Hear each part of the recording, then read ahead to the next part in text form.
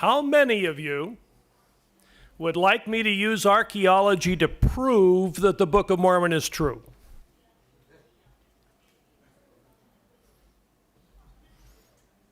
You're going to be so disappointed. Let me tell you why. The first thing is I intentionally use the word prove. There's only one way to prove that the Book of Mormon is true, and that's to have the Spirit testify to you. If the Spirit testifies that it's true, it will be true no matter what anybody says. I have an interesting situation in my family. I really love to study Mesoamerica and the Book of Mormon, and I get really excited about little things, and I will explain it to my wife. And she smiles at me, and she says, "That's nice. Who cares?" Because for my wife, the Book of Mormon is true, and that's all that matters. So, what are we going to do? If that's all that matters, I'm done, right? There is something else we can do. Two things. One, we can learn how to defend the Book of Mormon as an ancient text when people try to tell us that it isn't. And the other, that's more important for us, is that we can learn how to understand those people, how they lived, what they were like, and why they did the things that they did. And sometimes, when we find the right place and the right culture, it will explain things about the Book of Mormon that otherwise we don't understand. So, we want to take a little bit of time and look at those two questions. For the critics of the church, this is the question I get a lot. Have we found any Nephite cities? And they'll say, well, of course we haven't. There isn't a single person in Mesoamerica who looks like a Nephite. How many of you know what a Nephite looks like? If you don't know what a Nephite looks like, you don't know if you haven't found one. Okay?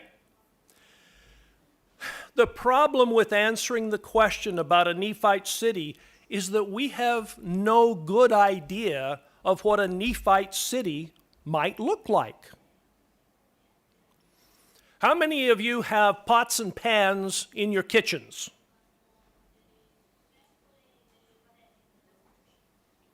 Okay? How many of them are Mormon pots and pans? Did you buy them at the Mormon store? Are they completely different from anything your neighbor has? In 1,000 years, when they see your version of the Roman wall, will they know it was a Mormon wall and not a Roman wall? If they don't put it on the building, if they don't write it, we don't know. The hard thing about everything in Mesoamerica is that they didn't write it at the time of the Book of Mormon. The writing comes later. So we don't know. People will say, we know the names of these Mesoamerican cities. They're invented names. We gave them those names later. We don't even know what those people called that city. So if that's our problem, how are we going to defend that the Book of Mormon is an ancient document? I'm going to teach you with this picture. What do you see?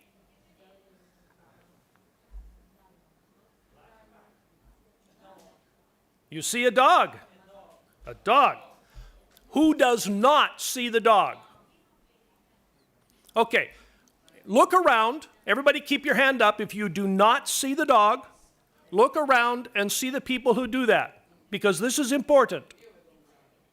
Okay? This is the problem that we have when we have evidence for the Book of Mormon. It can be right in front of the faces of the people who are saying that there's no evidence, and I see it, and the neighbor next to me doesn't see it. Okay.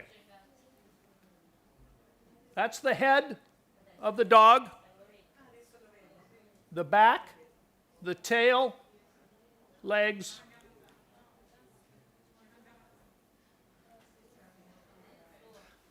I don't have the translation. So there's the dog.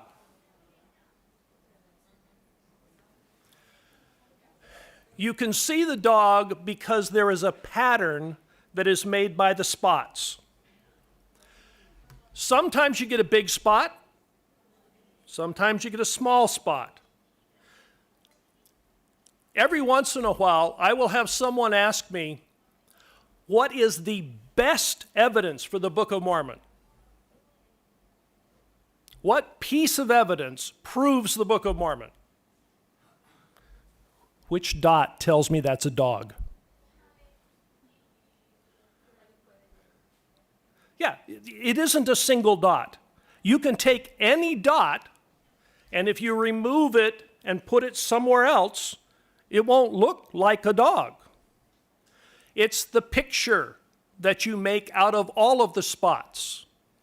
And so that's what we want to do, is to put a picture together where it begins to make sense. But it has to make sense with the right dog. I cannot take a piece of one dog and add it to another dog and say this looks like a dog. I can't take a big dog and a little dog and pretend that they're the same. So we have to be careful in how we put it together.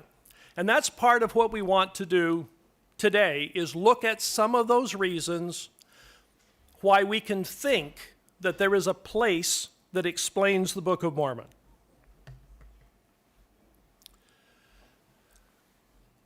Now, everything else I'm going to tell you is what scholars think. This is not church doctrine. If you prefer not to believe me, please believe that the Book of Mormon is true and ignore me. But this is good stuff. Best information we have is that the Book of Mormon would have taken place in this area. This is the Gulf of Mexico.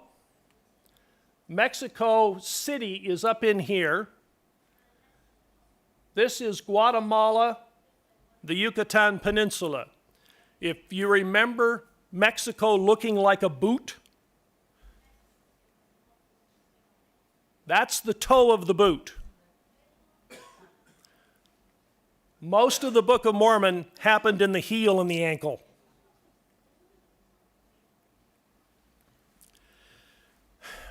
Now, you remember the problem is nobody wrote Nephi slept here. So we have to find another way to make those connections. I think I wrote, wasn't what I was expecting. We'll go here anyway. Okay. If the Book of Mormon took place in this area, it will help us understand a story in the Book of Mormon that otherwise is hard to understand. The Nephites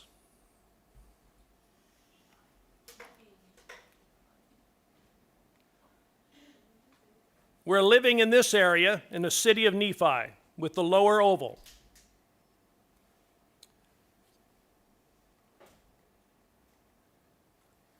That's the right picture.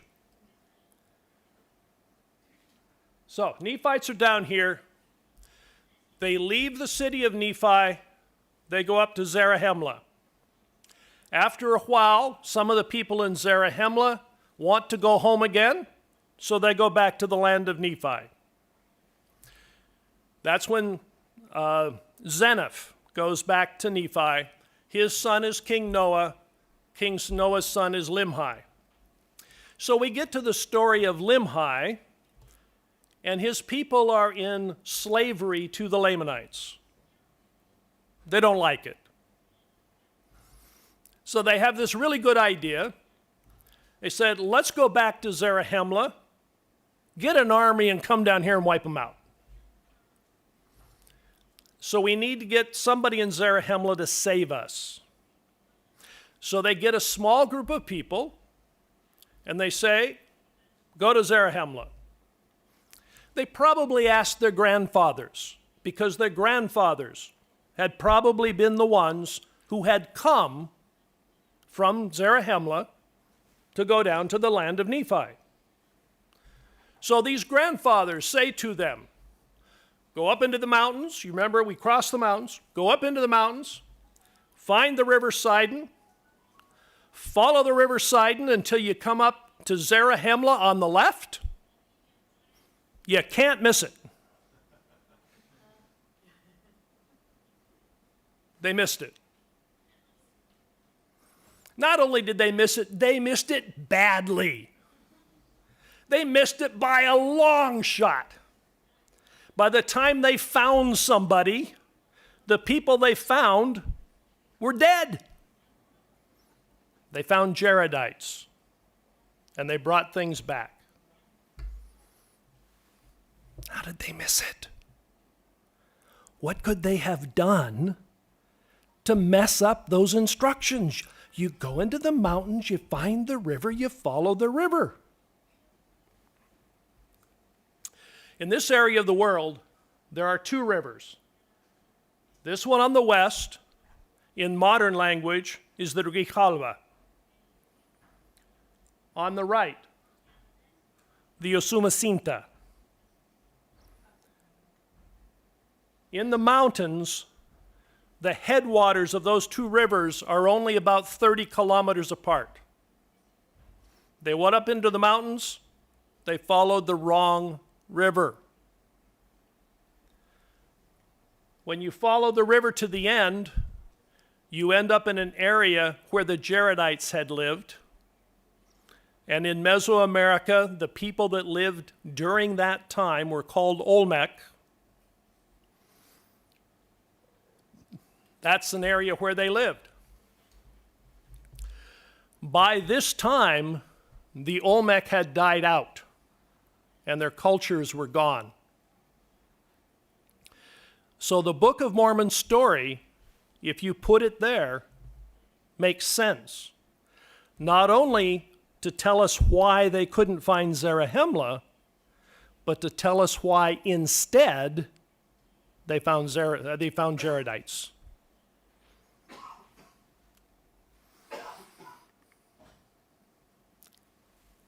Okay. Next thing. This is what I was trying to say when I started talking about not having a sign that says this is the city of Nephi, or this is, Zarahemla city limits. If we're not going to find that, what can we find? We can look at the Book of Mormon itself and see if we see reflected in what's written in the Book of Mormon things that we know were going on at the time. Every time we write something, we reflect the culture that we live in. Sometimes we will make it explicit. Sometimes we just assume that people know what we're talking about, so we don't have to say everything. We can just say, I went to Milan a few days ago. I didn't tell you how. You're pretty sure I didn't walk. If I had been in ancient Nephi, I would have walked. They wouldn't have said that either. Okay? So, we see the stories in the Book of Mormon. Can we find anything behind those stories that help us put the dots together? This is one of the stories. These are about the Mulekites. 3 places are important. City of Nephi down here, Zarahemla, and this area up here, which is probably land of the Jaredites. We have the Nephites, who probably land somewhere on this coast. They come up into the highlands because Nephi says they go up. They're there for a while, and then they're kicked out. Now, we know from looking at the chronology in the Book of Mormon that it's somewhere around 200 BC that Mosiah leaves with whoever would go with him. Important time, important date. We also know from the archaeology that right about that time, there was an invasion of Cholan speakers, which is a different language, into that area, and it probably wasn't polite. This is probably an army coming in. So right about the time Mosiah leaves, we have evidence that there's an enemy coming into the area. Yeah, probably a reason he might want to leave.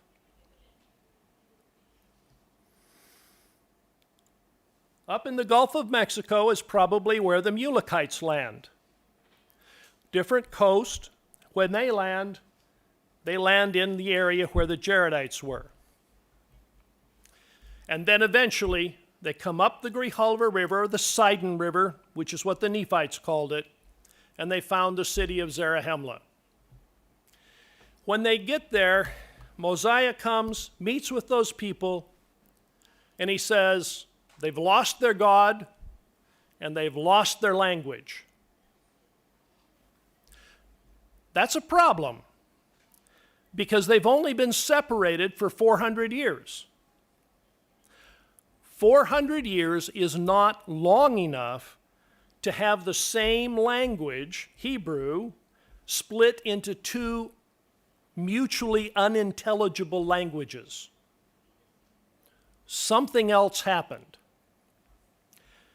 Best explanation, all of this area already had people in it when Book of Mormon people showed up. When the Nephites arrived on that southern coast, they arrived in a land of people that spoke the language Maya. They probably ended up speaking Maya. The Mulekites came in the other coast with a people who spoke a language called Soke. Soke and Maya are probably as different as German and Italian. You can't understand each other. You might learn their language, but if you don't know their language, you're not going to understand what they're saying. So, this people speaking Soke comes up and founds the city of Zarahemla. People who might be speaking Maya come up. They're not going to understand each other. Linguists tell us that it is about 200 BC. You remember that's an important date. It's about 200 BC that people who speak Soke move up the Grijalva River and into that area. We also have pottery from Maya peoples who appear to be coming up into that area as well. So we know at that time period we have Maya and Soke interacting. So now we have a place, we have a people, we have the right date. This is what I would call a big spot on the dog, because that's hard to manufacture.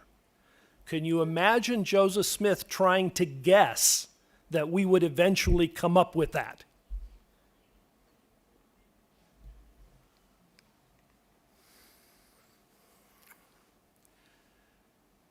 There are some little spots on the dog, same kind of thing. Alma tells the people that we should not have a human sacrifice. How many of you need to be told that? When you go up for sacrament meeting, don't sacrifice any people. You don't need to be told that. Why does he make sure to tell those people that you don't need a human sacrifice? Because in that area of the world, they did it all the time. In the cultures around them, there were always human sacrifices. In the religion around them, there were human sacrifices. They needed to be reminded that they did not need to do that. Another little spot. Ammon's brothers are captured and taken to Madoni. They're not treated well. They're stripped. They're beaten. These are captives that have been stripped of most of their finery.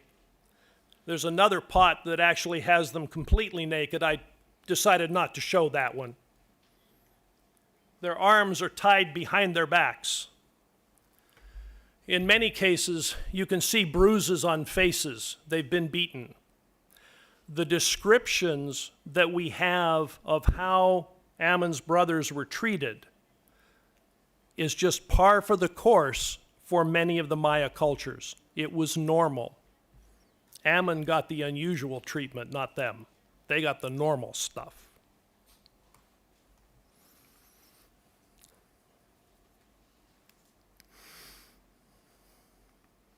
Ah, that one. Another small dot. Gid and Tiamner are fighting a battle. They hide underneath the grass. As the enemy comes by, they pop up out of the ground and attack. This is an artist's picture of an Aztec party. And the Aztecs come 700 years after the Book of Mormon, long time after the Book of Mormon.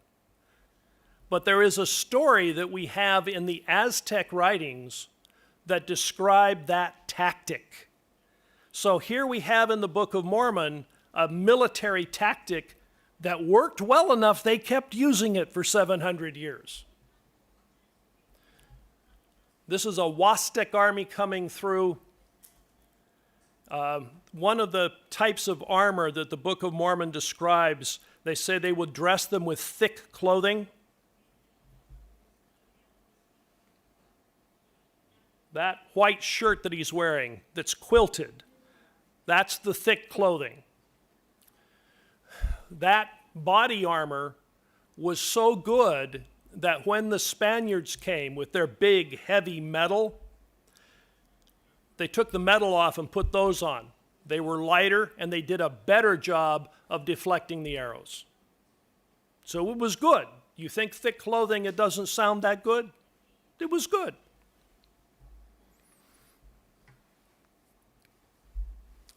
Watching my time. At least one more story, maybe two. This story is King Benjamin. We're trying to understand King Benjamin's speech. Very important speech.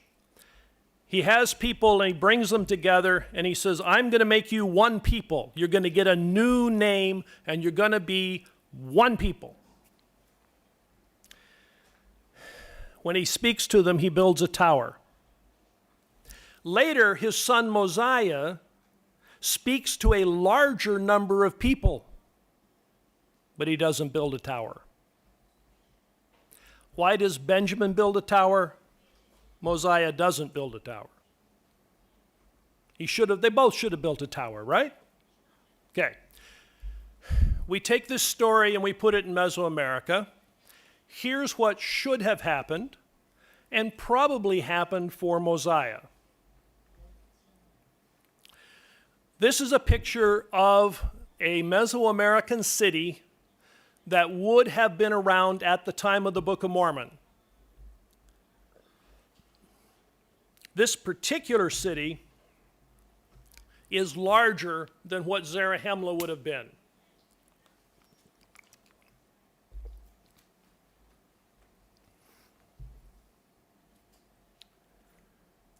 You see a little courtyard here, a temple in front. All of the temples have stairs going up. The acoustics in these Maya courtyards are usually good enough that when a person needs to be heard, he walks up the steps of the temple and speaks, and everybody below can hear.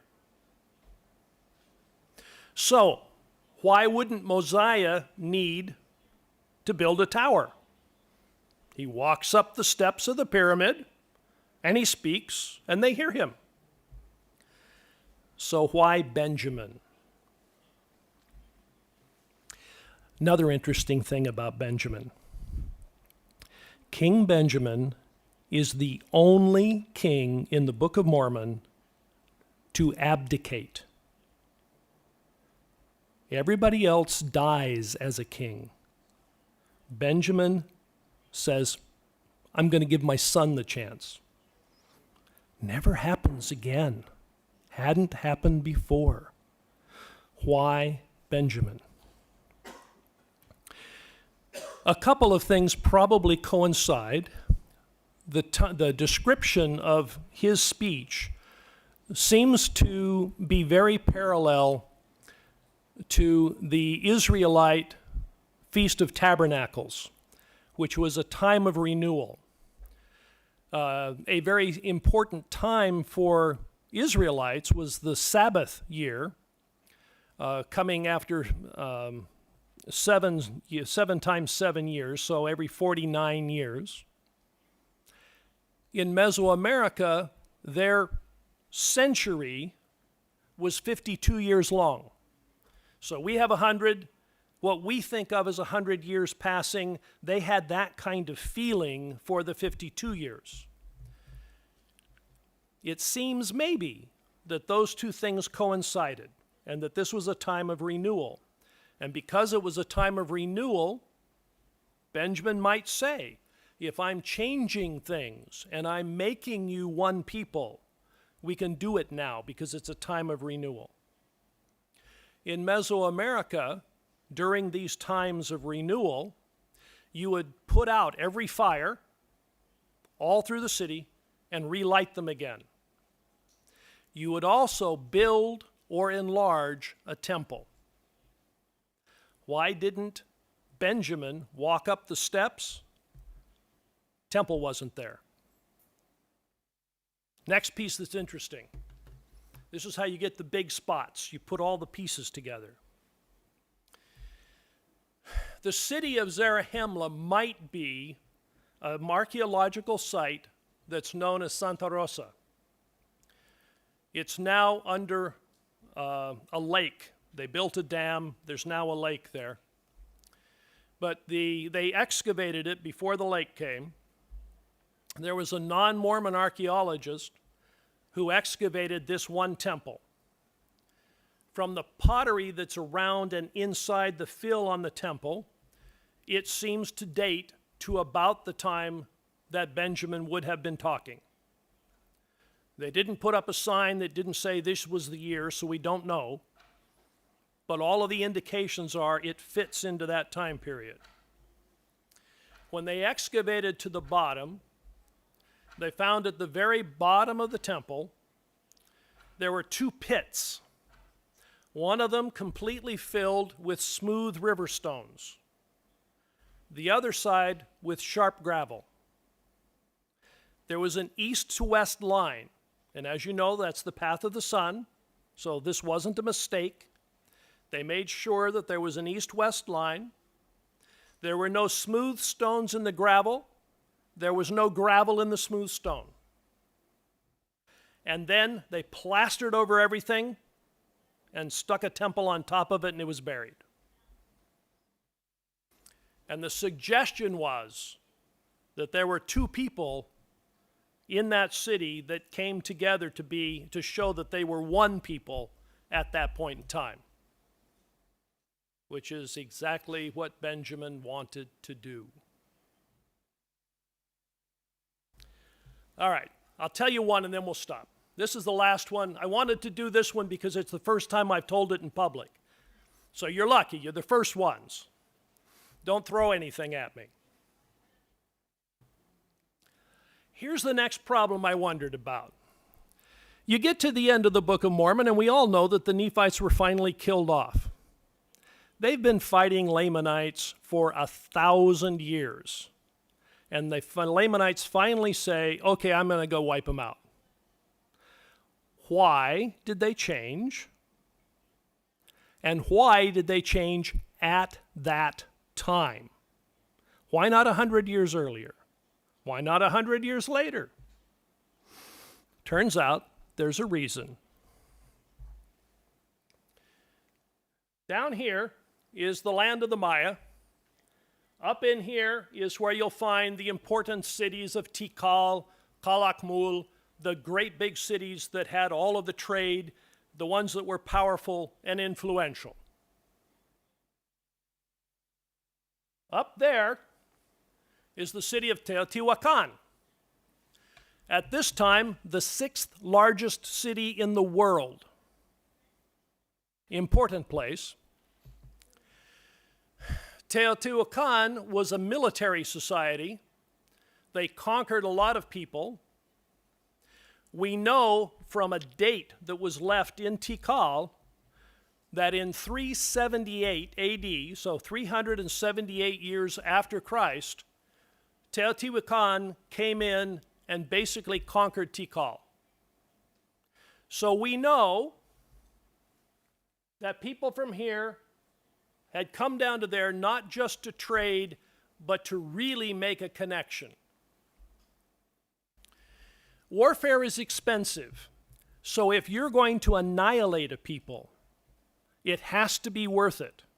It has to be worth the cost of that kind of a war. What could have been that important? At this time in the Book of Mormon, the Nephites are straddling this narrow neck of land. If you're up here and you want to trade with somebody down there, guess whose land you have to go through? If the people from Teotihuacan decided that the Nephites might hurt their trade, now that they've got a presence and they're really trying to kick it up, that's the time period when now they could perceive the Nephites as being dangerous enough to want to get rid of them. The next thing we learn in the Book of Mormon is that Mormon complains that war is different than it's been before. Basically, Mormon says it's not a gentleman's war anymore. We know from history that the people from Teotihuacan fought differently.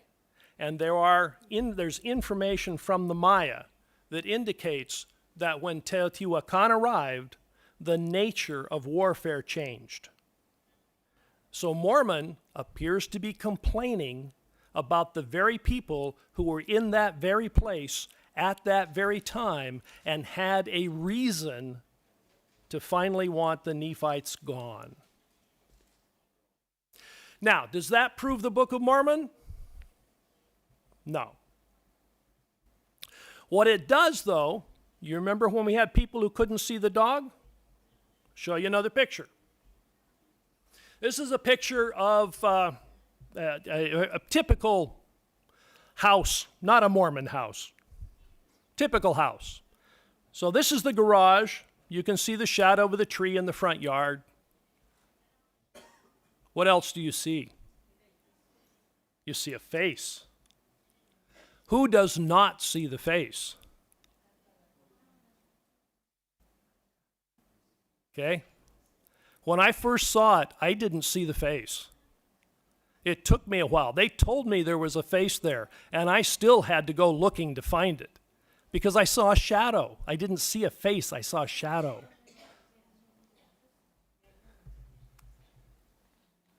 The eyes, nose, lips, chin.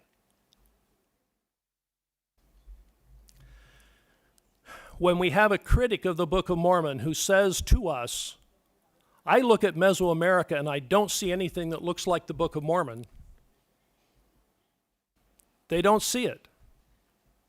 That doesn't mean that it's not there.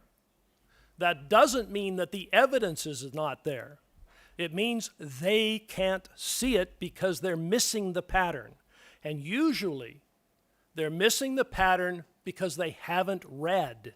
They haven't looked at the text in a way to find the patterns that show us the face. Once you have seen that dog in that first picture, no matter when you look at that picture again, you will always see the dog. You cannot go back to the time when you didn't see it, because you know it's there. Now that you've seen it, your eyes go to it immediately. That's the way it is with the Book of Mormon. Once you have seen the patterns, it's there. That will help us to know how to defend the text, that it really is ancient. But it also gives us the opportunity to know those people better, to see into their hearts so that we can feel the blood fleshing through the bodies, and we can know that they were real people. And because we know that they, as real people, could have faith, could believe, we know we can do it. In Jesus' name, amen.